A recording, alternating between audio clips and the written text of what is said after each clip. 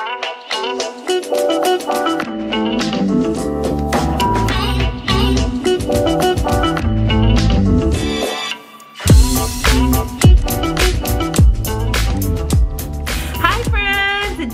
Friday time. But first, if this is your first time watching me, hello, my name is Gia. Welcome to my channel. Make yourself at home, watch a few of my videos, click the subscribe button, join my YouTube family, and for those who are already subscribed, welcome back. So in this week's episode of Debt-Free Friday, we are going to be learning 5 frugal lessons from some of the world's richest people, from billionaires. Yes, I said billionaires with a B. So if these people can live frugally with these 5 lessons, guess what? We can too. So let's get right to it. Number 1, you do not need to buy yourself a big fancy house with every single raise that you get, or when you get a big jump in salary. You don't have to go out and buy yourself a new house. We can learn this from Warren Buffett, who is the 2nd richest man in the world, worth $72 billion. He still lives in the same home he purchased with his wife back in 1958 for $31,500. So guess what? If Warren Buffett hasn't upgraded a new house, we don't need to either, okay? He lives in the same 5-bedroom house that he raised his family in, and he's very content with that. And he just feels like living a simple life means less decisions and less worry that you have. We can all learn something from that. Number 2, you do not need a brand new shiny car to show off to people who you don't even know, who don't even care, or to show off with family and friends. Or to just buy a car you can't afford. Because if you can't pay cash for it, guess what, guys? You can't afford it. Here's a little secret. You cannot afford it. Okay, so many people just think, oh, there's no way you can buy a car in cash.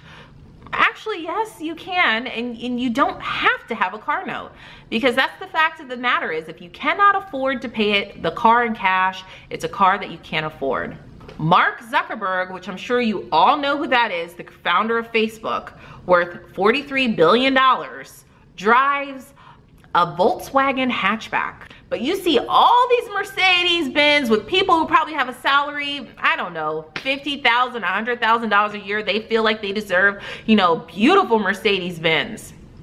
Now tell me what makes more sense. Somebody worth billions of dollars driving a Volkswagen, or somebody who doesn't even really have a net worth driving a Mercedes-Benz? Doesn't make any sense, right? Don't buy a car you can't afford to impress people who don't care. Number 3, Charlie Ergen, who is the chairman of Dish Network, worth about $14 billion, packs his lunch every day and takes it to work. Now, I know so many people who just go out to eat every single day at work. There's a group of people at my job that actually, they get together, they decide what they're gonna eat, they order it out and have it delivered, or one person will go pick it up, but every single day they eat out. That equates to so much money over the course of the year. It's not even funny. It can easily be at least at a minimum $50 a week, because that's going cheap to spend $10 a day. I mean, you spend $10 just going to Chick-fil-A every day. But he literally packs his lunch in a Gatorade and takes it to work every day. Somebody worth $14 billion who could easily afford to go out to eat every day, he doesn't. He just packs his lunch and takes it every single day. And that's a great way to save money and to not just flush money, literally flush money down the toilet. Number 4, and I'm sure I'm gonna butcher his name because I'm not really quite sure how to pronounce it, but Ingvar Kamprad, who is the founder of IKEA. He's worth $39 billion.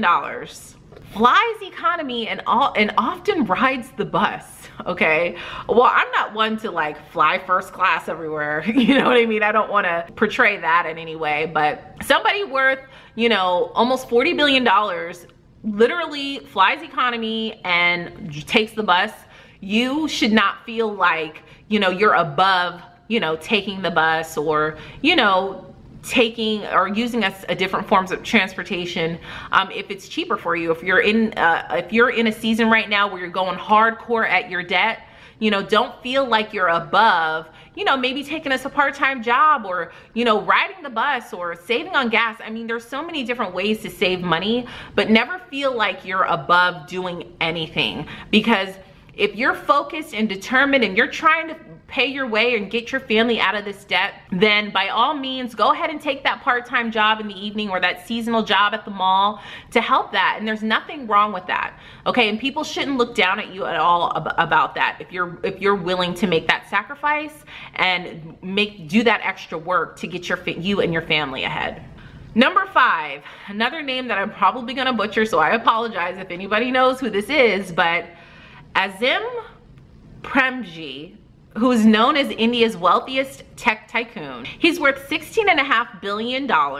He drives secondhand cars and often reminds his employees to turn the lights off in the office. So if anything, somebody who's worth $16 billion can drive a secondhand car. There should be nothing wrong with you driving a secondhand car. I mean, Dave Ramsey always says, no one should buy a brand new car unless their net worth is at least $1 million. That's your net worth, not your home being worth $1 million, you know, not just, you know, cash. I'm talking about your overall net worth needs to be in the excess of $1 million or more in order to buy a brand new car. So if someone who's worth $16 billion, he has no problem buying a secondhand car, there should be no problem with you buying a secondhand car at all. So the moral of the story is this: I feel like all of these people that I just talked about, in the words of Kendrick Lamar, be humble and sit down. Okay, humble yourself. Everything that I just said about these people have been extremely humbling. They're not out flashy. Of course, you have the media, you know, shows us the flashy lifestyle of Hollywood or very wealthy people. But this goes to show that the extremely wealthy people, not just the millionaires, but the billionaires, a lot of them live a very frugal life, and they realize that every penny counts. And that's who we need to aspire to be. Not, you know, the people who have their private jets and, you know, their cars. And listen, if they can afford it, there's nothing wrong with that. But at the same time, for you, with somebody like you and I, it's important that we also see examples of people who live a very frugal lifestyle and live very humbly, because that's when I feel like the Lord blesses us more, when we live a humble lifestyle and we're grateful for what we have right now and we're content with where we are. That's when the blessings will come. So that's it, guys. Did any of you guys find that interesting? I know I did when I was doing the research for this video. I found it very, very interesting that, you know, even the wealthiest people still live a frugal lifestyle, and it's motivating as well. And hopefully this is motivating to you to maybe live frugally, or start making decisions to live a more frugal lifestyle for you and your family. That's it, guys. Thank you guys so much for watching. If you haven't hit that subscribe button yet, tap my picture up above, and you can also check out my previous video right over here, and all my social media platforms all listed down below. Thank you guys so much for watching. Have a blessed weekend, and I'll see you in the next video. Bye-bye.